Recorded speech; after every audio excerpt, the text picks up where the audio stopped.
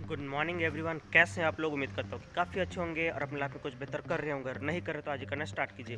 तो अपना score booster जो सीरीज़ है उसका आज ये तीसरा दिन है, जिसमें मैं आपको हर दिन एक ऐसे पॉइंट के बारे में बताता हूँ जो आपके एग्ज़ाम पॉइंट ऑफ व्यू से काफ़ी ज़्यादा इंपॉर्टेंट होते हैं और हर बार जहाँ से क्वेश्चन आते ही आती हैं और जो किसी भी टॉपिक से इंटर रिलेटेड नहीं है।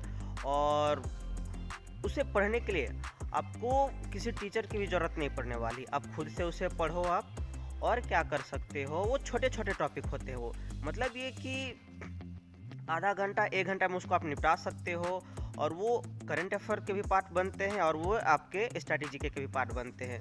तो वैसे ही आज एक टॉपिक के बारे में बताने वाला हूँ जिसे करके आप काफ़ी अच्छा स्कोर कर सकते हो। और होता क्या है कि जब हम और आप जब मॉक मारते हैं तो ये टॉपिक हमेशा आते हैं और हमेशा हम और आप उसे गलत कर देते हैं। इसलिए क्योंकि वो किसी पर्टिकुलर टॉपिक का पार्ट नहीं बनते हैं और बहुत सारे टीचर उन्हें कराते भी नहीं हैं, या फिर कराते हैं तो इतने ज़्यादा हेक्टिक होते हैं तो हमें लगता है कि इतनी चीज़ें करना शायद हमारे लिए फ्रूटफुल नहीं है। बट आज का टाइम वो नहीं रह गया है कि आप सिर्फ इंपॉर्टेंट चीज़ें करके जाओगे तो ही आपको काम आने वाला है। अगर आप सारी चीज़ें नहीं करोगे तो आपका सिलेक्शन आप भूल जाओ। तो वैसे आज एक टॉपिक है हमारा जिसका नाम है जो इंटरनेशनल ऑर्गेनाइजेशन। बिल्कुल।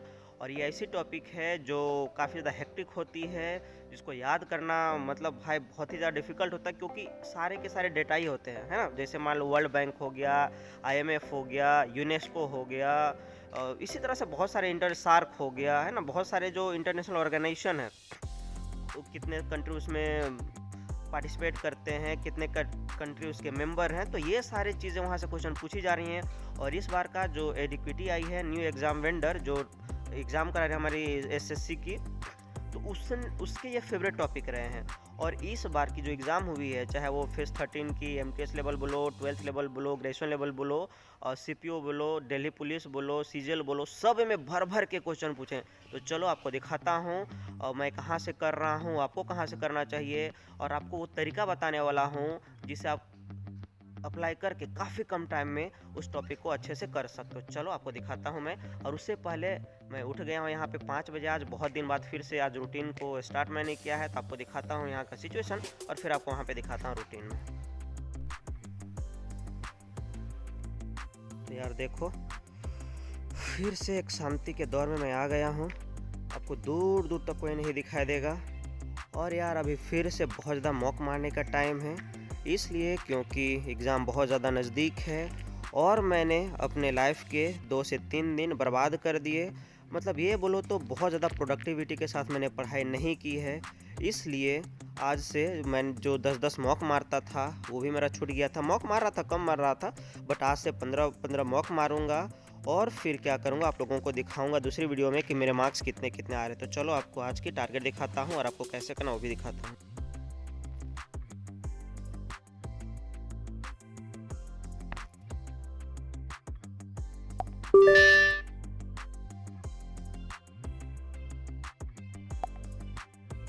हमारा रहने वाला है, मैंने आपको बोला था ना कि करंट अफेयर से भी हो सकता है और वो स्टैटिक का भी पार्ट। तो देखो आप, हमारा आज का अंतर्राष्ट्रीय संस्थान संगठन, तो जितने भी चीज़ मैंने काफ़ी पढ़ा हुआ है आप यहाँ पे देख सकते हो, है ना। एक एक चीज़ें यहाँ पे दी हुई हैं।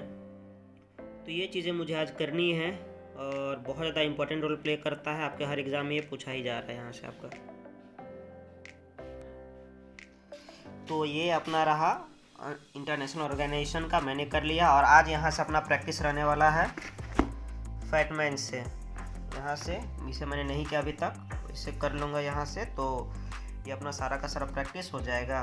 और उसके बाद में फिर यहाँ से ये जो फैटमैन है यहाँ से पूरा का पूरा प्रैक्टिस MCQ मार करके, और ये भी अपना जो चैप्टर है वो खल्लास।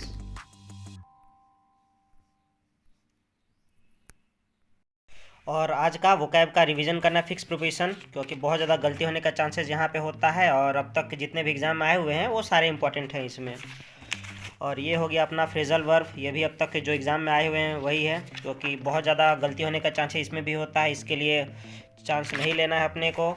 और ये हो गया अपना स्पेलिंग, क्योंकि स्पेलिंग भी बहुत बार ऐसा होता है कि जो हम और आप सोचते हैं वो नहीं होता है, रोज़ दूसरा ही कुछ होता है, इसलिए स्पेलिंग भी करना है। तो ये अपना आज का रहा वोकैब का सेक्शन। लगातार 6 घंटा पढ़ा हूँ यार, दिमाग ख़राब हो गया है एकदम, अब सर फट जाएगा, अब नहीं होगा। सुबह में जब आप लोगों से मैंने बात किया था 6 बजे आसपास मैंने फिर टाइमर लगाया 5 घंटा का, 6 से 11 बजे आसपास। तो अभी 11 बज रहे हैं और मैं उठ गया हूँ पढ़ाई करके और बहुत ज़्यादा थक गया हूँ। अब जाता हूँ, थोड़ा सा मंदिर जाऊँगा नहा वगैरह करके, उसके बाद थोड़ा सा खाना बनाऊँगा, फिर खा पी करके और फिर से बैठूँगा पढ़ाई करने के लिए। देखता हूँ कितना पढ़ पाता और नहीं पढ़ पाता हूँ। और यार जैसे जैसे एग्ज़ाम आ रहा है ना, लग रहा है कि कुछ तो पढ़ाई हुआ है नहीं है, या फिर मतलब अंदर से थोड़ा सा एक एंजाइटी जैसा हो रहा है। अब देखो क्या होता है, क्योंकि जब आप मेहनत करते हो तो इस तरह से होना बनता है। और फिर पढ़ाई वगैरह करके फिर क्लास चला जाऊँगा और उसके बाद में फिर देखता हूँ कि रात में थोड़ा बहुत पढ़ पाता हूँ या नहीं पढ़ पाता हूँ।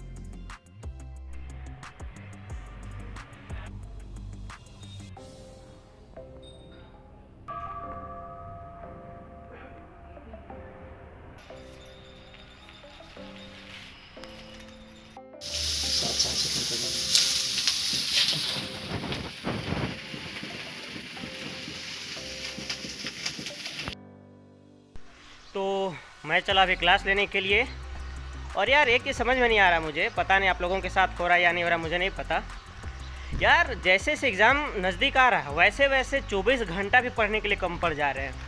पहले यही होता था कि मन नहीं करता था, और अब यही हो रहा है कि पढ़ाई का मन तो ज़्यादा कर रहा है बट टाइम कम पड़ जा रहा है। और साथ ही साथ मार्क्स के नंबर देख के भाई तो रोना ही आ जा रहा है। चलो अभी तो मैं क्लास लेने के लिए अब जा रहा हूँ, आगे का रास्ता देखो और फिर उसके बाद में आप लोगों को स्टूडेंट से मिलाता हूँ। देखो फिर आगे आप।